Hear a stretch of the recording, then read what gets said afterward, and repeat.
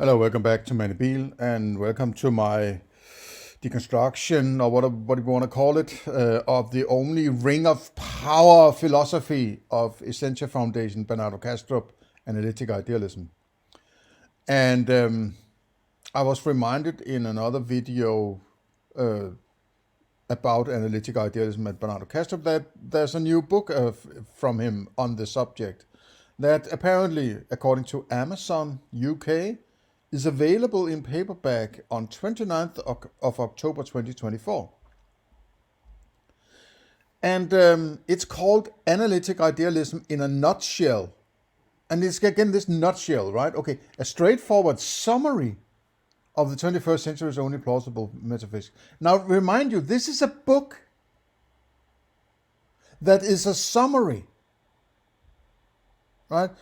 Summary, nutshell, whatever, right? It's a summary of an ontology, right? Ontology is just the starting point of your philosophy. It's important, it's fucking foundational, but it is just a starting point, right? And this is a summary of the starting point of a philosophy. And lo and behold, it is 176 pages.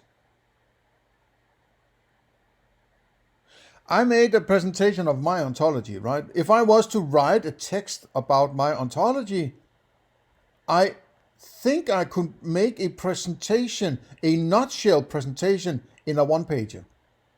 I would bet you I could do that. And maybe I should, right? Maybe I should in order to convince you, right? He takes 170 fucking 6 pages just to make a summary of his ontology. It should tell you everything you need to know about how mind-fucked this philosophy is.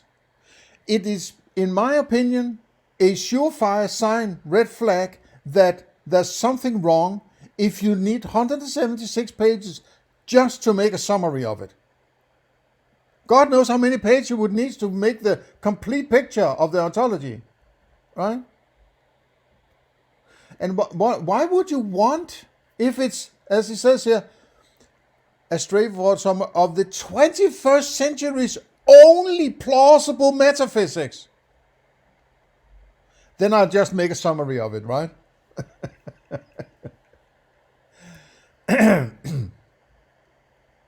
Is there any book which is not a summary, and how long is that book?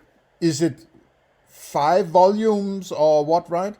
Because all I've seen are books in more or less the same length as this one. So if all of his books is basically between 175 and 250 pages, something like that, none of them can possibly be the full picture of analytic idealism. So if it's this fucking important, according to his standards, right? He's just trying to sell his bullshit by saying it's the only one. It's the one ring to rule all roll of rings, right? Why are you not writing the full picture if it's so fucking important, man? No, I'm just giving you a summary. It's in the next 100 years, it's the only functional ontology, metaphysics, right? Now he calls it actually a metaphysics. That's kind of interesting. I didn't spot that immediately. He called analytic idealism a consciousness-only ontology in one article that I have scrutinized or deconstructed recently, right? And now he calls it a metaphysics. So he is basically telling you he's not differentiating between metaphysics and ontology. To him, it's the same thing. Why? Why is he equivocating the terms here? Right? Or is that, I always screw up, is it equivocation, or that if you use the same word for 2 different things, it's called something. And if you use 2 different words for the same thing, it's also called something, but different. Equivocation, I always get these 2 screwed up, right? So he uses 2 different terms for the same thing, apparently. When you want to call analytic idealism a ontology, and now it's all of a sudden a metaphysics. That's why I like when you use terms. If it's so fucking important, it's the only plausible philosophy of this kind. At one point you call it ontology, and then next month you call it of metaphysics. Why are you equivocating the terms?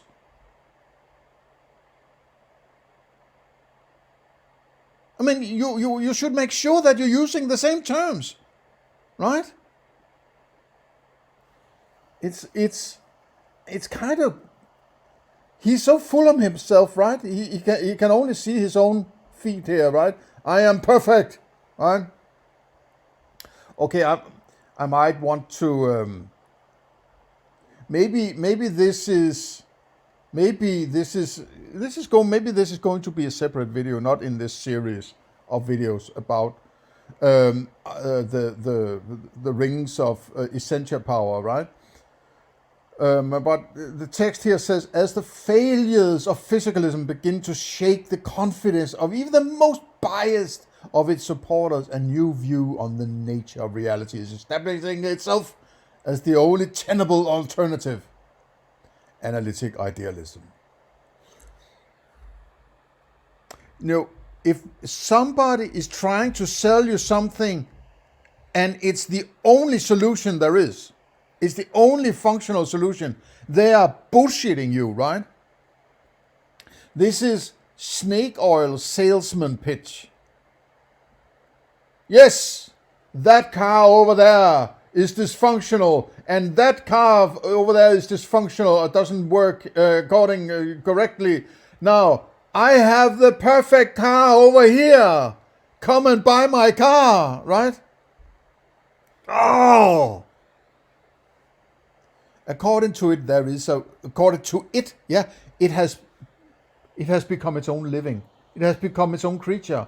According to it, spoke to me. It's not my philosophy as Bernardo Kastrup, right? He's not saying, I have a philosophy here I think could be beneficial to you. Let me give you the arguments. No, according to it, it has its own language.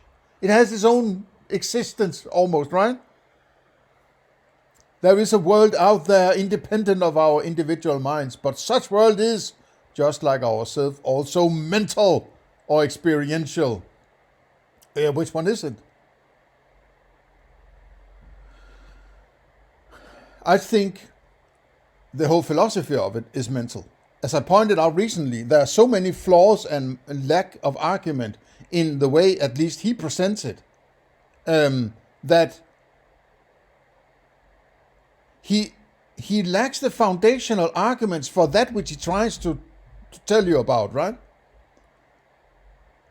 And that's why I'm jumping so hard on Analytic Idealism and Essentia Foundation of Bernardo Kastrup, because he's so fucking full of himself, right?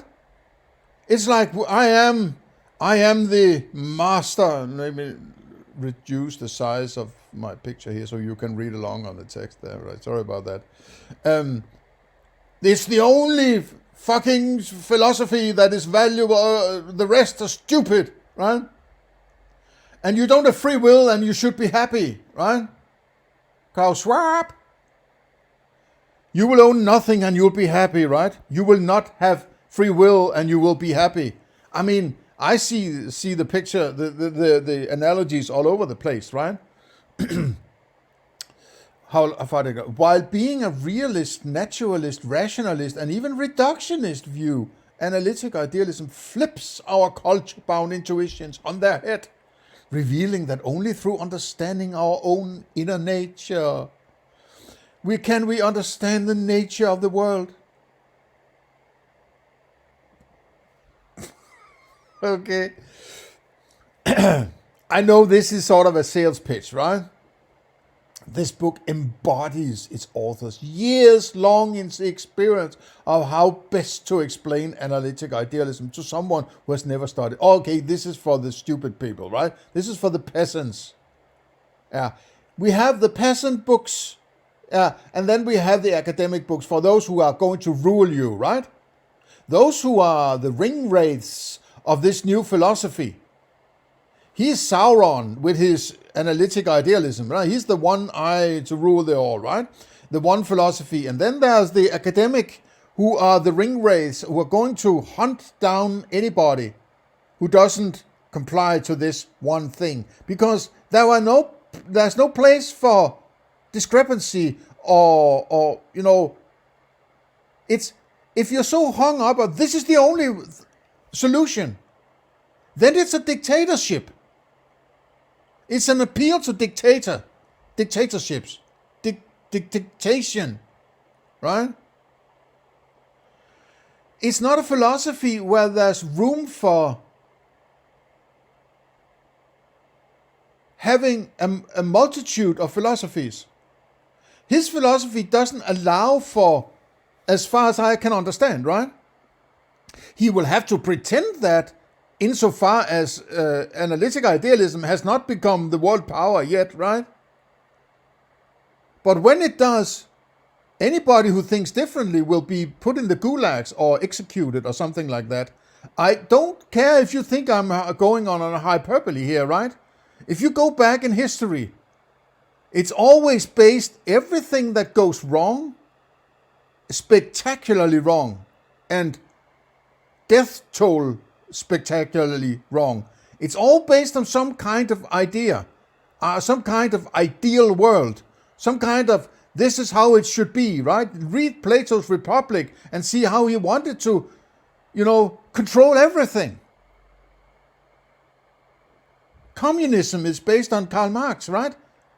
Control of everything. You're not allowed to have an opinion. This is how we do it, and if you don't like it, you can get your fucking head cut off, right? This fetish of there's only one rule to rule them all. It may sound like it's, okay, everybody does the same thing, so we are in agreement, right? No! Human beings can never come to agreement on one thing, right? You always have to use the fucking guns to control people. And that's what we have now. The pretense of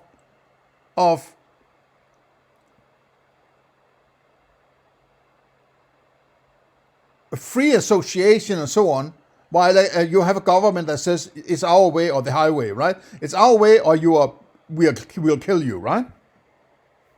Only as long as you're productive and make some tax money, we will let you go and do that. It's sort of a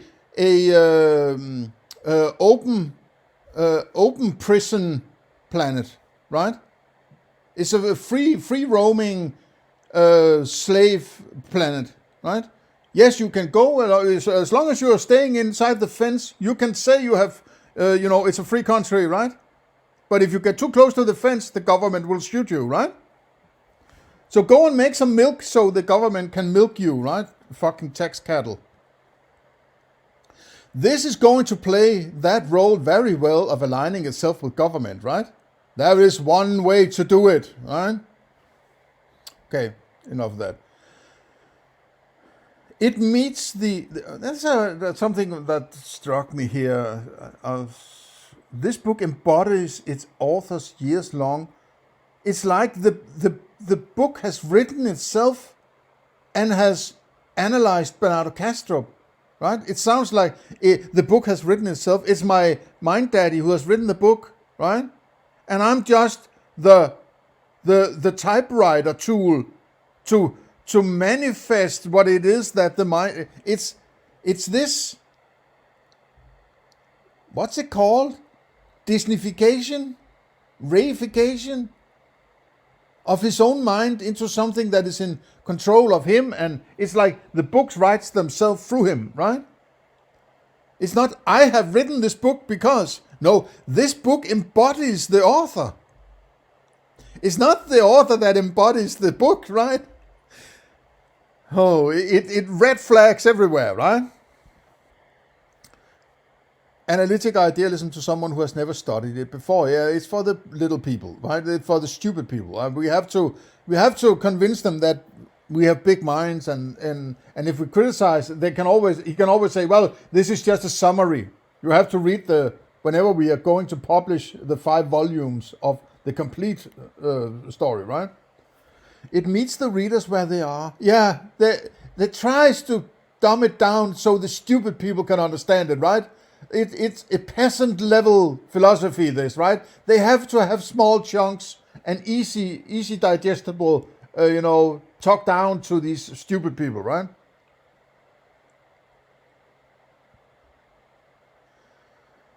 Holding their hands as they are shown.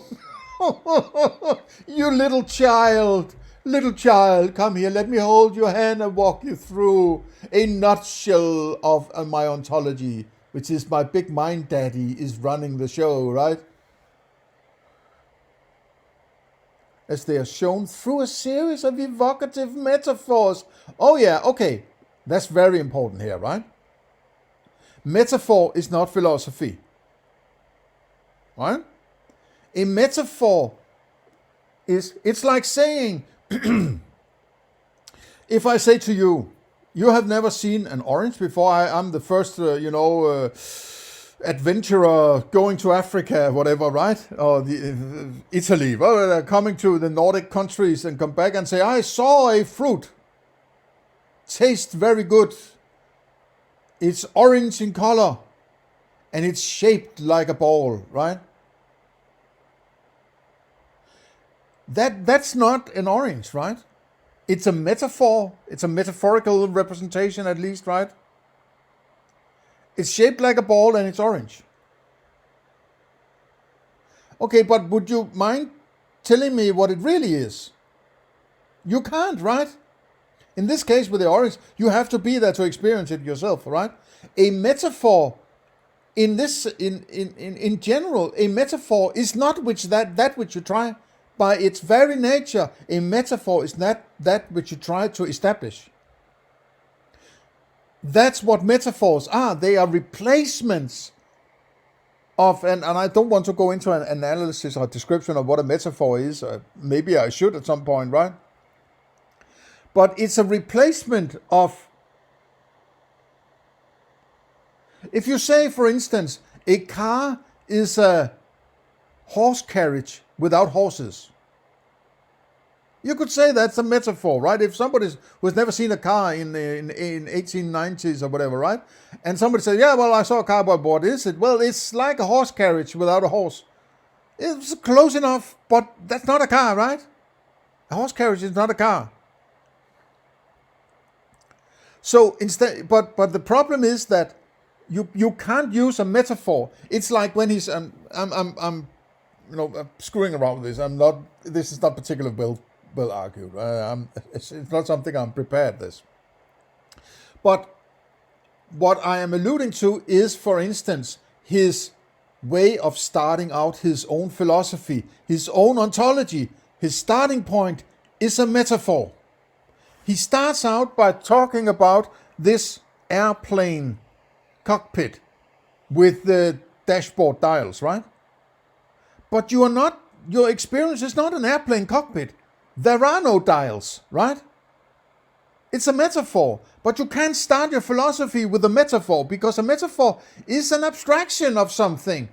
And abstractions, by their very nature, are not fundamental, because they're abstractions, right? They're interpretations or whatever, something like that, right? You can't start your philosophy with an interpretation. You have to start with what is the starting point, the reduction base, right? And that's why the idea of mind also doesn't work, because that's also an abstraction. That's a catch-all term for phenomena, right? But phenomena is that which you describe in an ontology, right? Though he calls it a metaphysics now, right? It's like I don't understand why he is so he's so confused about these fundamental things, right?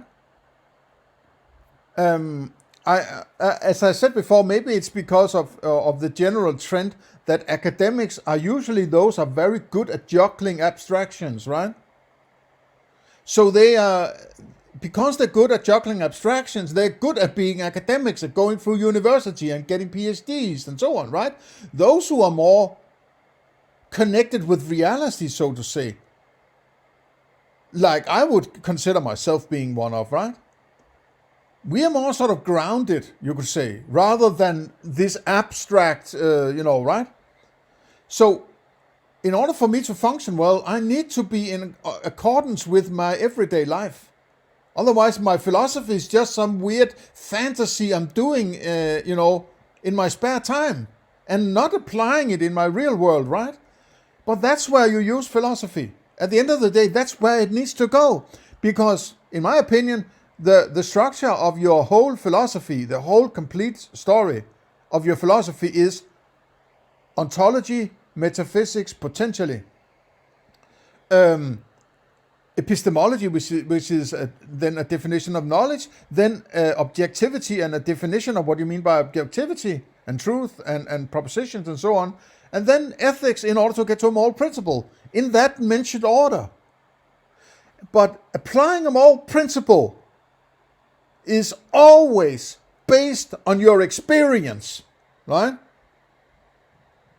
It's when people violate Hume's Isord gap by saying, I have an experience, therefore you should or shouldn't do this, right?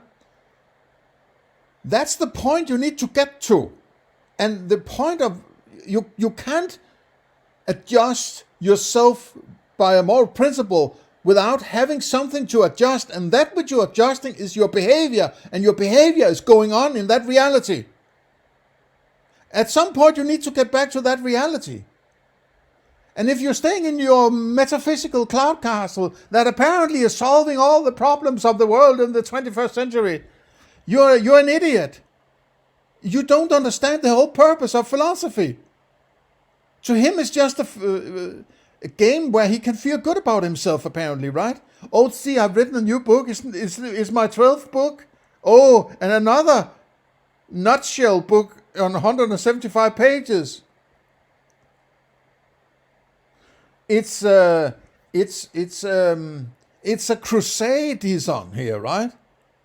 He's on a idealist crusader. He's like Darth Vader, according to Obi-Wan Kenobi, right? He was a crazy idealist. I'm paraphrasing, but there is a. Let me see if I can find the quote.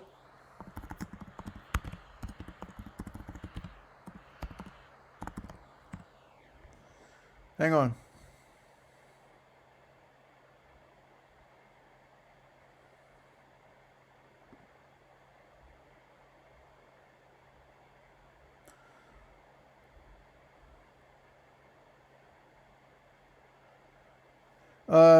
Obi-Wan says,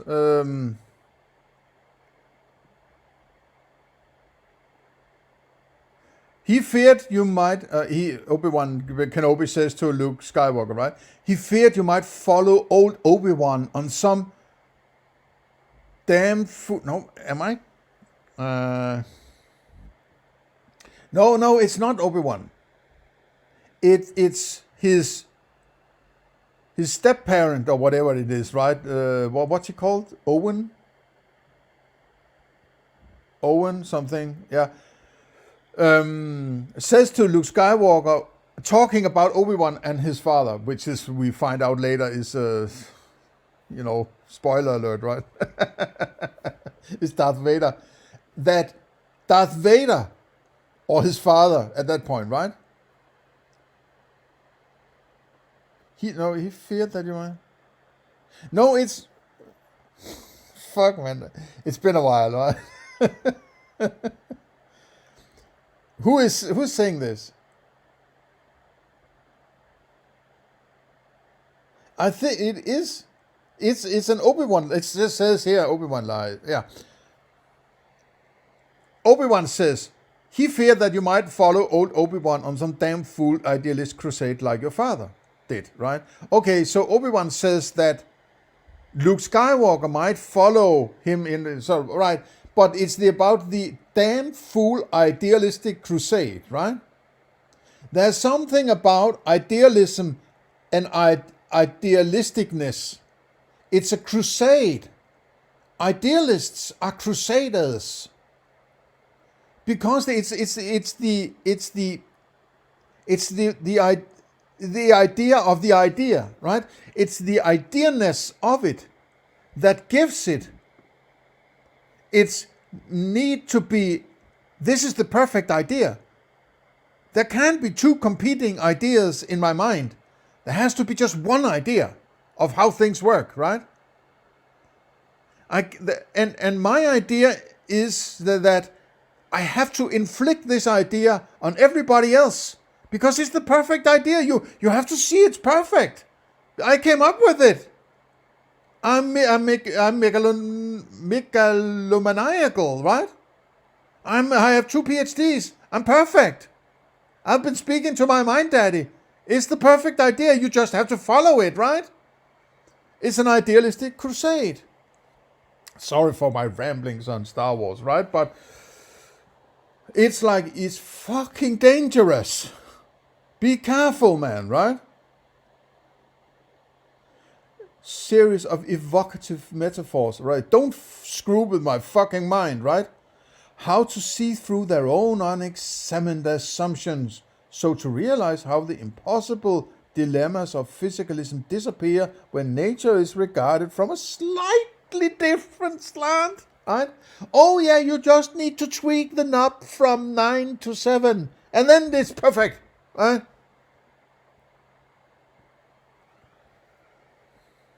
The conclusions have tremendous implication for our values.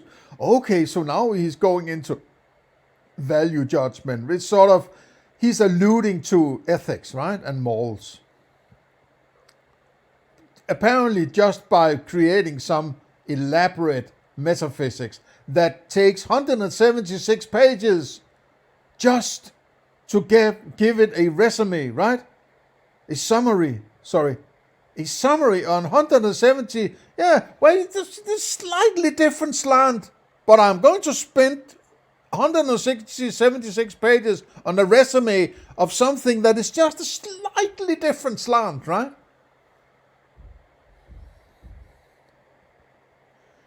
As well as our understanding of purpose, self-identity, and death, right? Yeah, it's probably a death cult, this, right?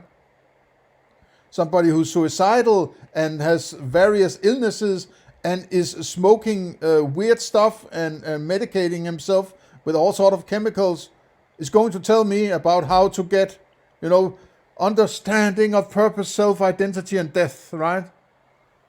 Well, I expect death to come at some point, no matter what I do. So I don't care about death as such, because death is just another avenue, right?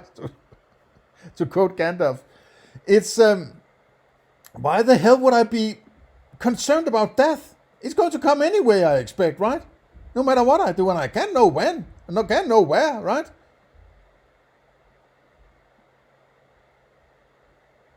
I say it's just, he's so full of himself, right? And there are a lot of these types of people, right? It's somebody who's not going to take responsibility for his philosophy, obviously, because he says all this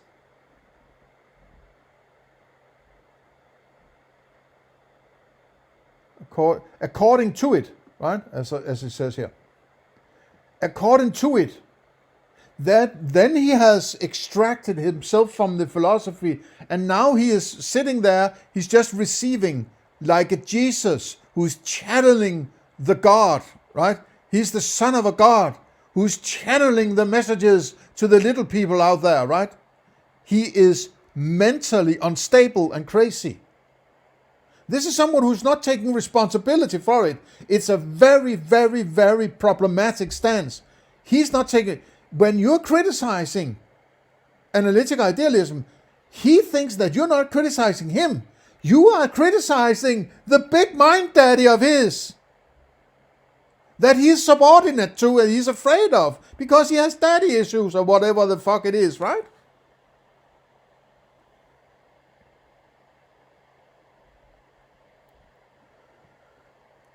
He's treating it as it has its own existence almost, right? You have to read between the lines usually when people talk about their philosophy and things like that. It is embedded in the language how they really think, right? And the boldness of this the 21st century is only plausible metaphysics. That is so ridiculous claim that it's and this is also, the bigger the lie, the more people will believe it, right? Which is another way of saying, or one of the ways of saying, the more bold and self-confident you are, the more people are actually going to follow you. And that's why I'm saying it's the crazy people who run the world. It's psychopaths, crazy people, and useful idiots, right? The crazy people think they have found all the solutions, and there's this one solution that is perfect for everybody for the next at least 100 years. Right? And all the stupid idiots says, oh, he's so convinced, he must be right. I'm going to follow this, like a seal, right? I have no patience with it, right? Okay. Have a nice day. See you in the next one.